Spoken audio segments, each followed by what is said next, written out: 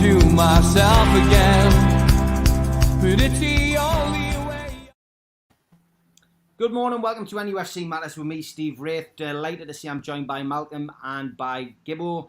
I haven't got my headphones today, so I will have to mute myself when I go off because the lads will just hear themselves talking over. But plenty to talk about as always, and we'll try to bring you guys in on the chat as well. Slightly shorter show today. I've got something that I must attend to a little bit later on, so I will cut this short round about 11:15. Okay, Malcolm, we'll go to you first and then Gibbo, and I'll switch my mic off. Another result, Malcolm, a hard-earned result, but a great 3 points against Aston Villa. Yes, it was. And what a trio of games that we've had to thoroughly enjoy with these three victories. The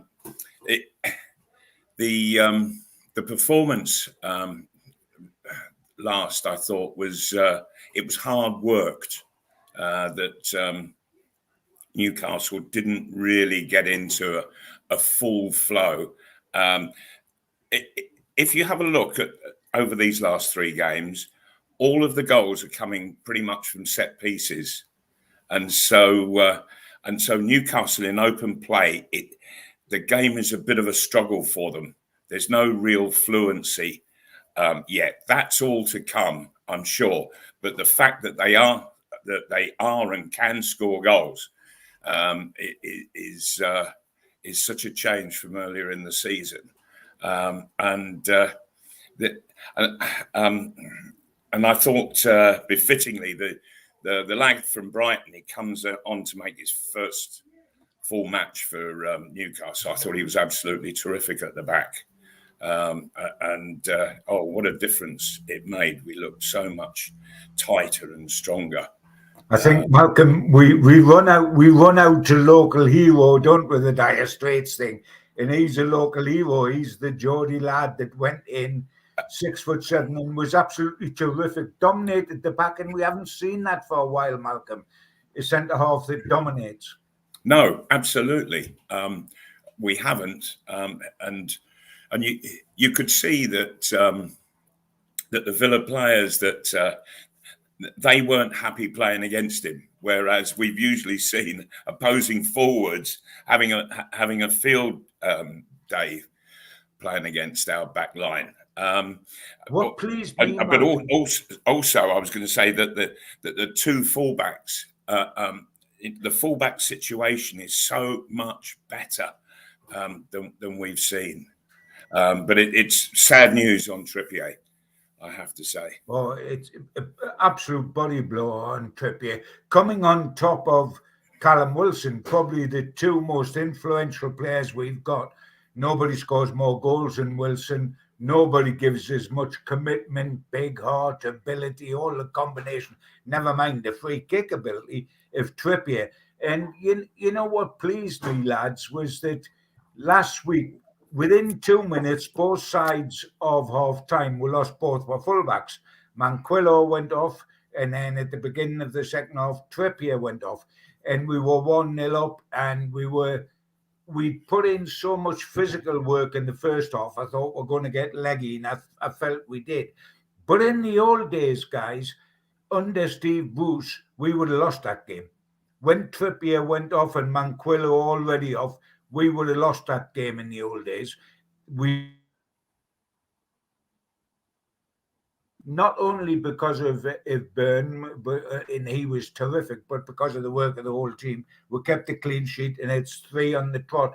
And yes, we've got to go away without Trippier and without Wilson. But there's so much organisation in the team now. There's so much camaraderie that you think you can overcome even this and still get results. Okay, there's a question for you from Tom Dixon. Would you start Bruno on Saturday against West Ham? I would say not. The midfield has played well. I think Shelby, Joe Linton and Willock have all deserved their place, and Fraser as well. I think our midfield should stay as it is. What do you think, Malcolm? Shelby is looking as if he's thoroughly enjoying the situation, and he's got the ability to be able to change his game to suit what is necessary at the time. which is why, as the changes are made, Shelvey can change with them.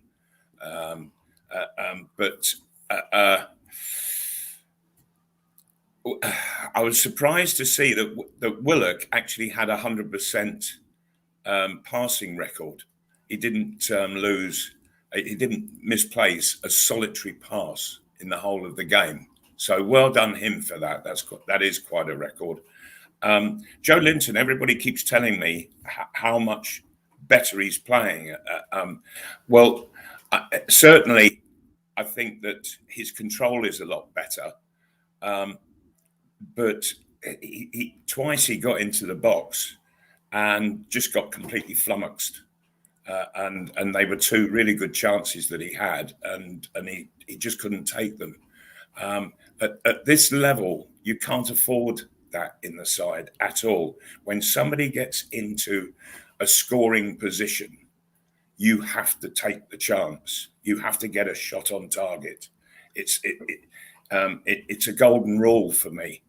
And so if Guimaraes were to come in, I would leave Joe Linton out at the moment, and that might go against the grain for a lot of people who are saying, "Oh, but he's playing so much better." Yes, he is, but he's still not achieving anything for the side.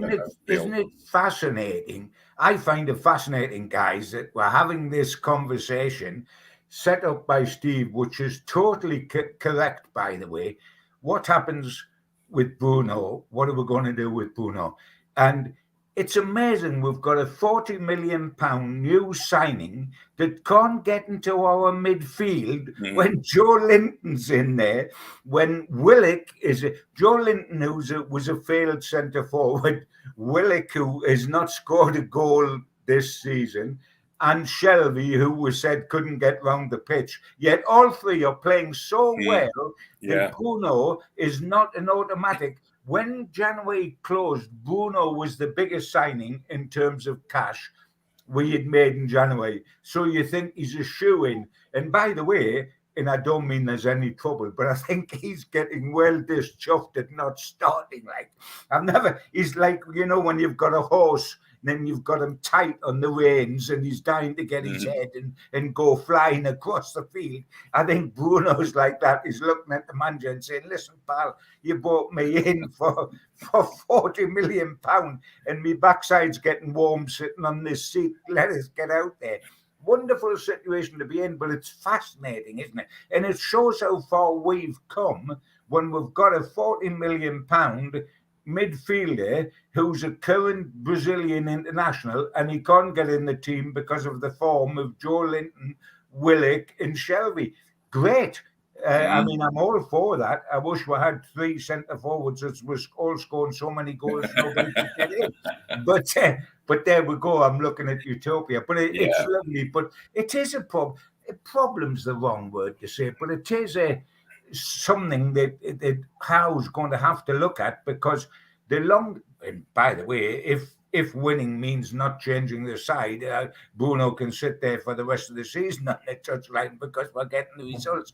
But it is a situation that Howe's going to have to look at long term, because Bruno naturally is going to want to start, and there's a problem. And funnily enough, Malcolm, what you were saying is absolutely right. Probably either Joe Linton or Willock would go out rather than Shelvey for Bruno to come in. Thereby hangs the tail itself, because at the beginning of the season, all the fans were saying, "Get this guy Shelvey out the team. He's a trundler. He can't get round the pitch." And I was feeling like the fans. And the situation's changed, and long may it continue. But it is something that's got to be looked at. We get Target back in, of course, at West Ham at left back. Yes. We've got the right back situation to look at. It would be Manquillo for me, if he's fully fit. For me as well. If fully fit, it's Manquillo, because otherwise it's Clough, and not totally convinced there at the moment. And Murphy, I think, would be unfair, because you're asking him then to play as a right back, because it's in a 4, not in a 5, so he'd be playing as a right back when he's really a winger. But happy days, actually talking about having too many players to fit into a side. Happy days, Steve. Yeah, happy days indeed. This is a bit of mischief making, surely, Malcolm. Newcastle seriously thinking of replacing Howe with Mourinho in the summer? Surely not. Football 365, I think, getting the wires crossed there, Mal. Oh, without a shadow of a doubt, yeah. Dear me, where on earth has that one come from?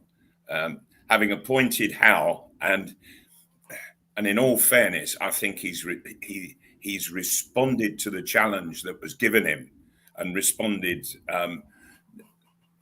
not just well, but with style.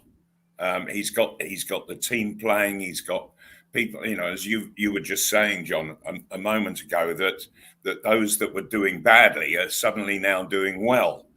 And Shelby in particular, and all of a sudden we are looking like a real team, and so that I cannot see how the people from the boardroom sitting in the director's box looking down and saying, "Oh, we've got to replace the manager." No. This is crazy. Well, good heavens, the stadium is absolutely alive thanks to this man.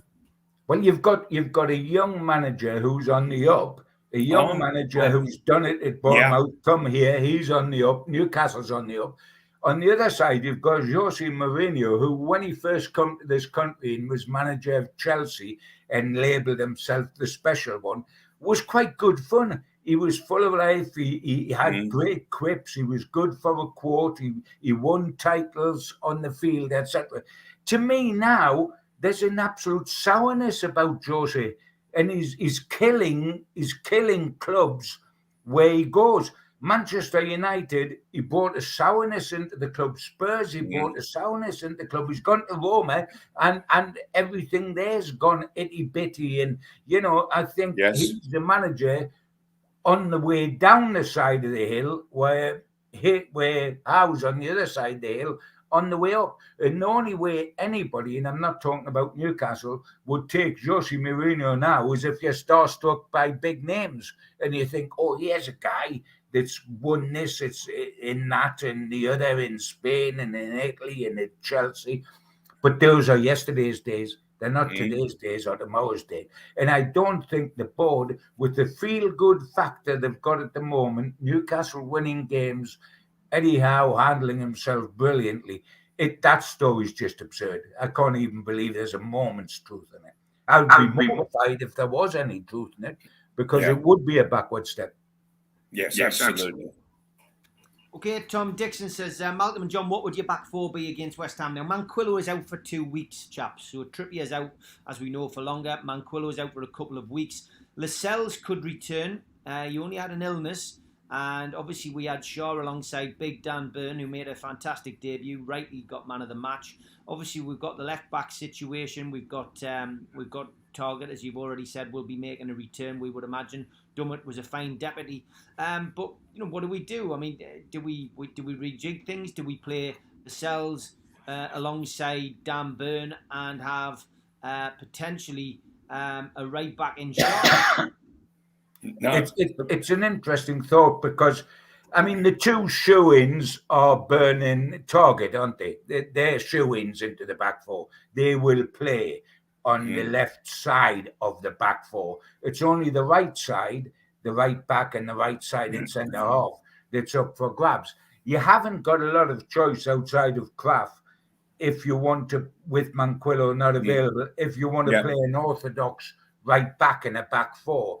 And I think Murphy, it would be a huge risk, and it would be unfair on the kid. It's bad enough when he plays in a 5, but at least in a 5, he can't play more or less as a winger. In a 4, he's an out-and-out right back.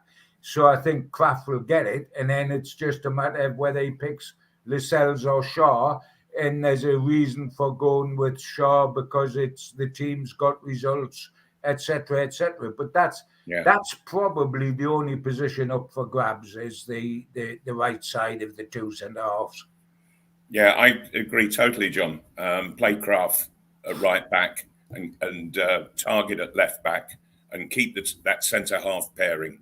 They look good, and so I see no point of making a change there. Lascelles is out. Things have improved in his absence. I think that speaks volumes. Okay, yes, it certainly does. That's your question answered, Tom. Lots of questions coming in about the back four, which we will only find over the next few days. GG says West Ham's midfield are an upgrade on previous opponents. Why wait until a defeat to start Bruno? Get him in against Declan Rice. Darren says Bruno will earn his place in the starting lineup. It will be unfair to move one to one side just to fit Bruno in when we are playing well. Tony thinks that Lascelles, if Lascelles is fit, he thinks he should start on the bench as Sharon Byrne was solid. What does Malcolm and John think about that? Well, they've just had their say on that. And another suggestion here from Lee Carr. He's saying, with our two best right backs out, would you change to a back three with Lascelles, Fraser on the right, or go with Kraft as right back at the four? Shaking heads on all of that. Simon Rudd says, Joe Linton's stats every game are way above any other player on the pitch from both sides. You can't leave him out. And a lot of people very confident as well. Bernard says, we've got a bit of momentum going on at the minute. I think we're able to get a surprise result at the at the weekend.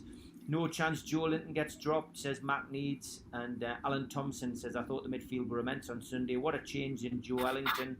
Break-up play and starting attacks. I've got to disagree with Malcolm on this. Joe Linton's become a bit of a crowd favourite.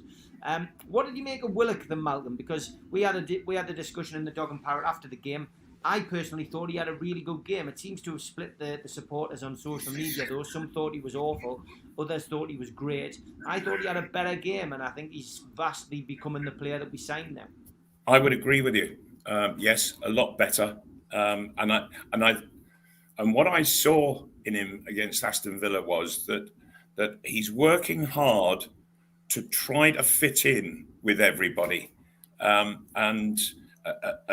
and he was generous in his passing, and it was absolute 100% accuracy, which is great in the centre of midfield. That's wonderful, and so I feel that he will get better and better, and perhaps now he's being given the opportunity to actually make a place in the team for himself.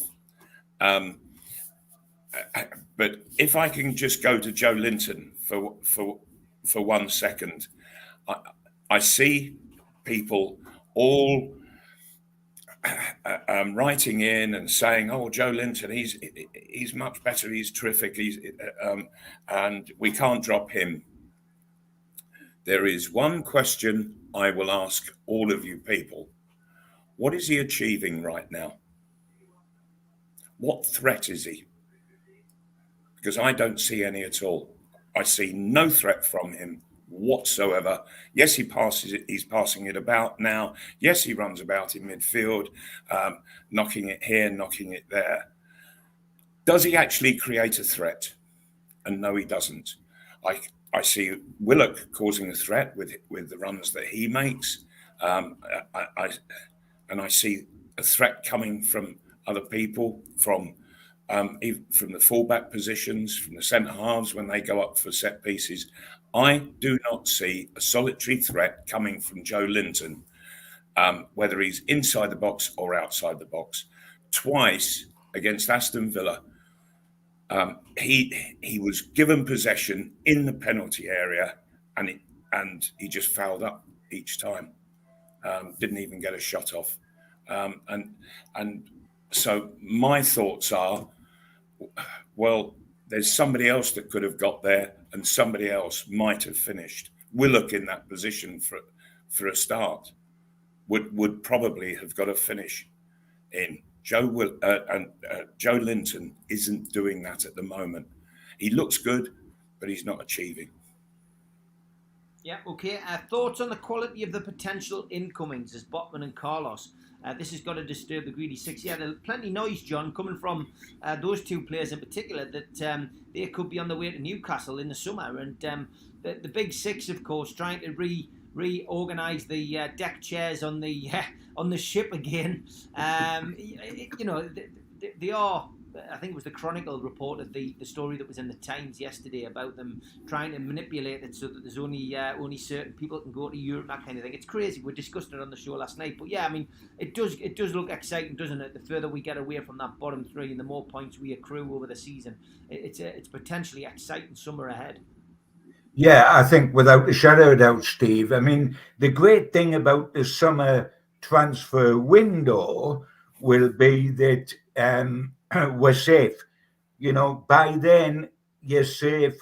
You've got 3 months, whatever it is, instead of a month to do your deals in. The pressure's off. Clubs are more willing to sell because they've got time to get a replacement. And players are much more willing to come because you're not anchored in the bottom three as we were in January when players had to commit themselves. And well done, Trippier and Bruno, for committing themselves to coming here without any clause about going down in such a dire strait we were in. That was a magnificent attitude by both Trippier and Bruno during January. Target, of course, coming on loan. Byrne as well did terrific to come here, although he had the added incentive. It was his old club that he adored and where he was a season ticket holder with his dad. But it is going to be good in the summer, and we will revisit some of the guys that we didn't get in January. And Bachmann, I think, will be one of them, and will probably... I would like to see him perhaps more than Carlos as the one to come in. But it's wonderful to be... to be discussing players of a particular type of quality that we know are going to have a price tag on them, but that price tag, which would have made Ashley run for the hills, will not do so with the current Newcastle United. And also what I think is good is that we are getting our house in order. The club is moving forward, which, some of the criticism from outside of Tyneside, the so-called Knowles having a go at us because we hadn't got director of football in and a chief executive. Well, the director of football is all but nailed on now, the lad from Brighton, Dan Ashworth, and that's great. And the fact that we look as if we're going back to Brighton for their academy boss, who has overseen a very, very good academy on the South Coast, and that would be terrific to get up here. Things are happening at this club, and you know what? Having lived in the coal house for a long time, I've found the key to get out the coal house, and the sun's shining out there. It's not a bad day out there. I'm enjoying it. What we've just got coming up over the next 6 weeks, we've actually got 6 games all against southern sides, 5 in London and Brighton, and so we really do have a north versus south 6 weeks to face, and of course starting with West Ham on Saturday. Let's get stuck into those southern softies. That's what I say. Yeah, absolutely. Yes. Yeah, but that's what we used to say in the dressing room. And yes, you can say the next 4 games were away to West Ham, were away to Brentford, home to Brighton, and away to Chelsea, who are now the world champions officially. None of those are easy, but none of them should scare us as well. None of them should scare us because we've got a newfound confidence, camaraderie, work ethic, and yes, Trippier and Wilson's out, but it's up to us to overcome that. And when you look at the way Byrne played, when you look at Target's debut, when you think of the what's happening in midfield, 4-3 doesn't go, etc., and up front where you've got Fraser looking a much better player, much more consistent player he ever was. Saint-Maximin can do the unexpected, which is terrific, and Wood is having a pop. There is more to this side than there was December 31st. So, we've got to carry the hope. I mean, West Ham aren't unbeatable by any manner of means. We're at home when Brentford are very vulnerable. I've got a feeling they could really fall down into the bottom three eventually. We can take advantage of them. Brighton have a good side, but we've got them up here. And Chelsea don't blow you away with 4 or 5 goals. So blinking heck, I'm still unbeaten in 2022. There, I'm getting frightened. Great stuff.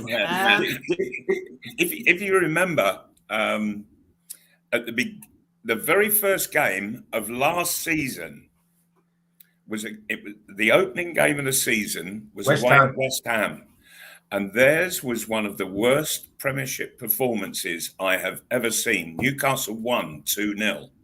Got better, mine, Malcolm.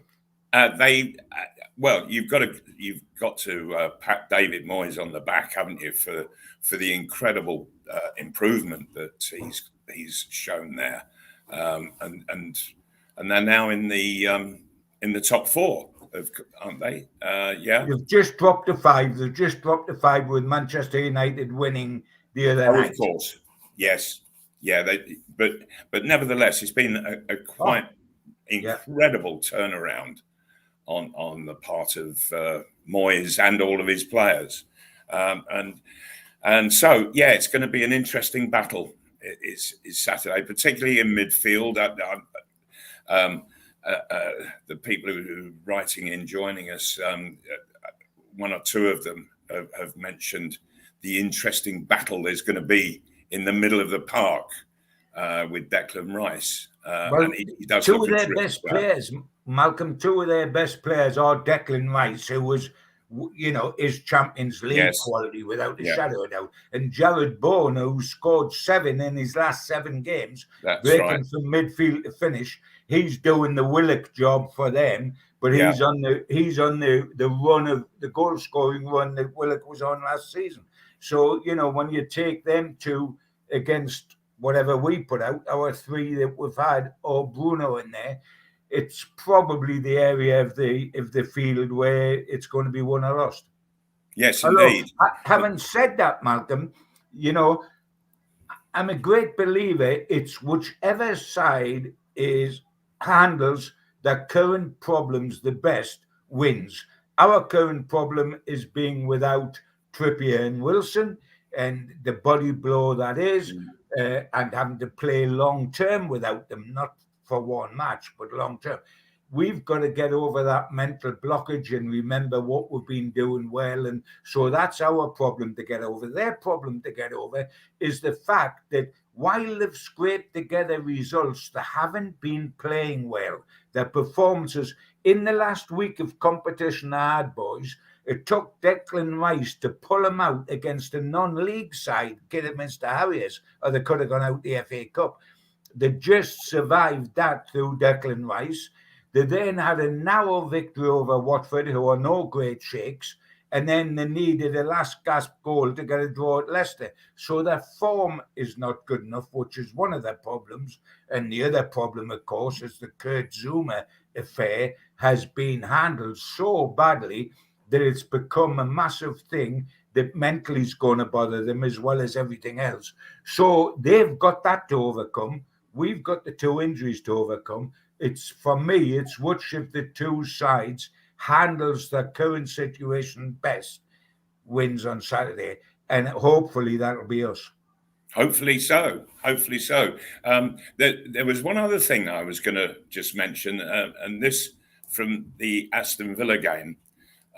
We've got Target on loan, who unfortunately couldn't play on that night. You can't play against your own club.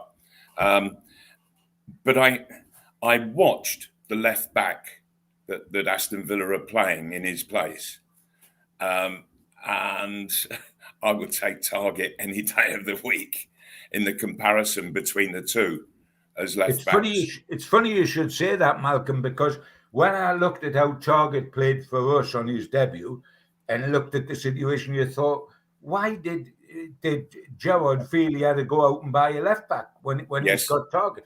Though having said that, I must say, mate, I was well pleased. If I looked at Aston Villa against us, I would wonder why they bought most of the players on that one display, and that includes Coutinho, who I rate very highly. But did nothing on the day. Coutinho did didn't, nothing did he? on the day against us. No, in fact, he was quite invisible. Absolutely. For most of the game. But I prefer to give credit to Newcastle for that than say, oh, Aston Villa had an off day, because too many people, if we lose, it's our fault because we're rubbish. But if we win, it's because the other team's rubbish. Well, I prefer to say we win because we are the better side and we went about the game with a better attitude and desire and commitment. Let's give some credit to the side. They've just won 3 on the trot. That's wonderful. It has eased the pressure hugely where there's a 4-point gap. I mean, we could lose at West Ham, heaven forbid, but we could lose at West Ham. We still, whatever happens elsewhere, don't drop back into the bottom 3. It's a long time since we were able to say that. Yes, isn't it just? It certainly is. It is. Ben Gibson, he puts this question to us before we look ahead to the West Ham game. Going to finish in about 15 minutes' time. He says, morning lads, Trippier's world class for me. Could fit into any team. Who do you think was the last world class player that we signed at the time of their signing? Maybe Nicky Butt or even Michael Owen. Yeah, I mean, that's a really tough question because, you know, over the last 14 years, we've signed few and far between in transfer windows. Does a name spring to mind, or are those 2 names probably the last 2 names that you could say were world class? I would say, you know, Nicky Butt. Yeah. I'm always very wary of this phrase, world class. Very wary indeed, because in theory, what you're actually saying is he's the best in the world at that particular position. And I wouldn't mind arguing on behalf of Trippier that yeah, he is just about one of the best right backs in the world at the moment. But I couldn't answer. I couldn't make that argument for Nicky Butt. I don't know how he's even come into the conversation. He was almost the perennial Man United sub. Yeah, I mean, you're right, Malcolm. And when you say that those 2 names up, Nicky Butt and Owen, put next to the words world class, the way the pair of them played up here, they weren't Central League class. I accept it. At one time, Michael Owen was world class. When I was sitting in France, watching him as an 18-year-old slalom through the Argentina defence and stick the ball in the top corner, he was absolute quality, but he lost a yard of pace. I never liked his attitude to the game up here when he was up here. You know, off the top of my head, guys, if we had to think of who was the last world-class man the Newcastle signed, and it's very, very difficult when you get that sort of question unexpectedly. But I would be tempted to say it was Alan Shearer, you know. Yeah. The last world-class person we signed, I think, was Alan Shearer. I was hoping you were going to say somebody else. Because I would have then argued on Shearer's part. You would have said Shearer, yes. Yeah. Yeah, absolutely. Because that form that he showed for Blackburn before arriving at St James Park was incredible, and he just kept that flowing in his first few seasons at Newcastle, and he was absolutely unbeatable, and that's world class. But he was, well, for me, he was the perennial sub. He was always coming on after an hour with a 12 on his back. We always seem to sign people too late. You know, we were looking there. So often, we signed yes. Nicky Butt, we signed Owen, we signed Clivert, who was world class. But yes, but not world class. They were finished by the time we come here. We may as well say that we signed Ian Rush and John Barnes, who were world class, but they weren't by the time they came to us. You may as well say that we signed world class players like Souness, Ozzy Ardiles, etc., Ruud Gullit. Yes, but we signed them as managers where they weren't world class. Yeah. So we've got plenty of people with world class tags on. Sure. Unfortunately, they weren't world class when they were with us. Shearer was the class apart. He really was. Yes, he was, without any shadow of a doubt. And and it doesn't mean to say that when you're a world-class player that you can be an excellent manager. That so often doesn't prove itself at all. Okay, we'll look ahead now to the game at the weekend. Newcastle United travel to London, 3,000 Geordies on the way down for a 12:30 kickoff live on BT Sport. A broken bone in his foot, of course, means that Kieran Trippier joins Callum Wilson, Matt Ritchie on the sidelines. No, there was no confirmed news until last night, I don't think, of Manquillo. I think it was 2 weeks out. That was the story that was going around. So hopefully, our fullbacks will return to fitness quicker rather than later. Matt Targett is, of course, available. The guys have just discussed that. He was only unavailable against Villa because he was playing against his parent club. Fernandes is getting closer to a return to training. And there were some photographs on the Newcastle United website this week which showed that Paul Dummett, Fabian Shaw and Jamal Lascelles were also training this week. So we should be okay to put out a good back four. Of course, West Ham drew 2-2 at the weekend against Leicester City. Kurt Zuma was available to play and was in the squad, but then withdrew due to illness. So not sure whether the man who is in the headlines for all the wrong reasons will be playing against us yet. The point I made the other night as well is that West Ham have won more points away from home this season than they have at home. That could bode well, especially with Newcastle's record down at West Ham. 3 wins in the last 4 or 5 games down there, and always goals galore. Referee Chris Kavanagh and on VAR, which was switched on at the weekend, and we're happy to say it was, Jared Gillette. So, Malcolm, give us your views on this game and how you think it'll go. It's going to be an interesting one, and I just hope that that Newcastle are going to take their recent form down to London with them.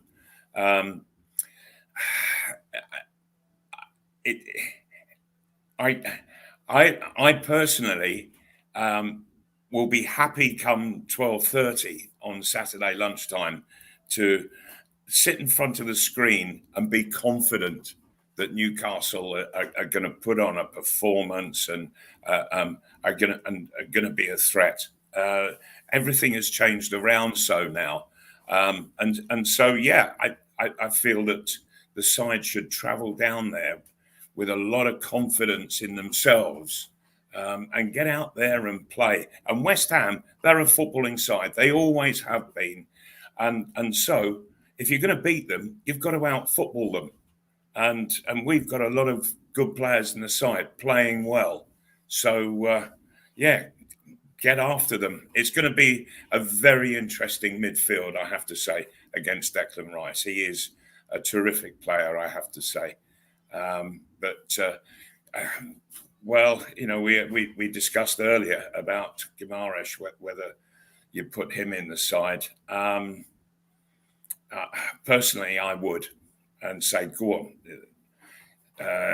go and show us what you're really capable of, because at the moment, all the other players, they're alive to responding to the new faces coming in. And I think it could be a real boost. But go on then, Malcolm. Give us the result, mate. All right. I can see goals in this. I really can. And I really seriously hope that Wood gets in on the act, get balls into the box. He's got to have more movement than he's showing at the moment. I'm going to take Newcastle to get a draw, 2 each. Well, that's fair dues, fair dues. I mean, I'm thinking along the lines you've thought of it, and I find it wonderful to be going down to play a team that's 5th top in the Premier League, and we're not even considering a defeat.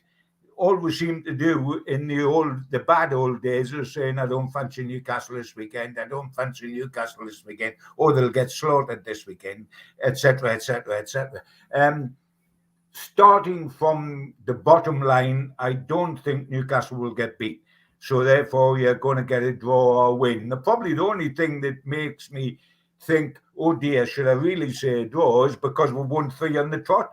In 4 on the trot, I'm going to be so lightheaded I would float away probably if we win 4 on the trot. But I don't expect us to get beat.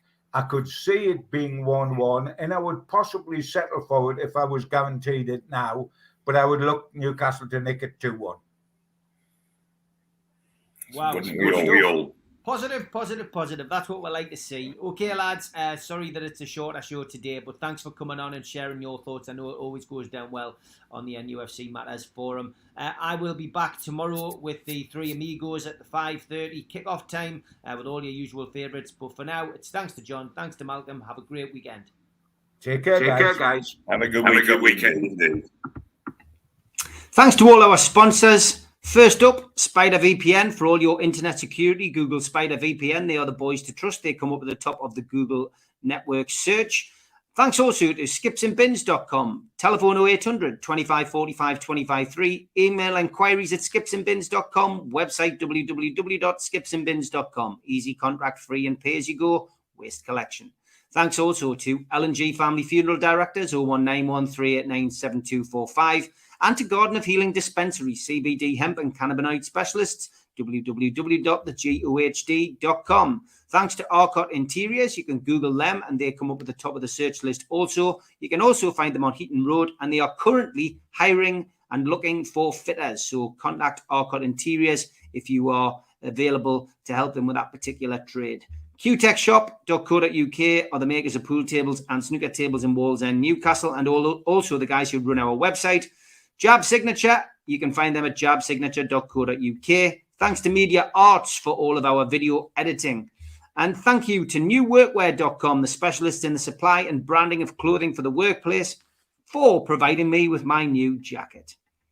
And if you want to subscribe to the show, hit the Newcastle Legends logo in the bottom right-hand corner and you can subscribe for free. We still do 7 shows a week and we do some true crime stuff as well. Hit the thumb up under the video to like the video, click share to your social media and drop into the comments box to speak to like-minded Newcastle fans or to leave a question. We're also available as a podcast on iTunes, Spotify and other podcast providers. If you put your phone over this QR code, it will take you straight to our website and you become a Newcastle and UFC Matters member. You get a cup, you get a pen, you get a scarf and entered into our monthly draw where you can win some fantastic prizes. We also do live events and each pre-match and post-match you can find us at the Dog and Parrot and Supermac gives us a talk about the game ahead. There is good beer and there is good music and there is a pool table and kids are welcome. So get yourself along to the Dog and Parrot each match day in Newcastle City Centre. We also support the food bank on this channel, nufcfansfoodbank.co.uk. You can find the Matchday Bucket, which is operational 365 days of the year, and you can make a virtual deposit. If you want to find us on Facebook, then just search NUFC Matters. We have a page and a group. And if you want to follow me on Instagram, search Steve Wraith. And if you want to follow me on Twitter, search @Steve Wraith.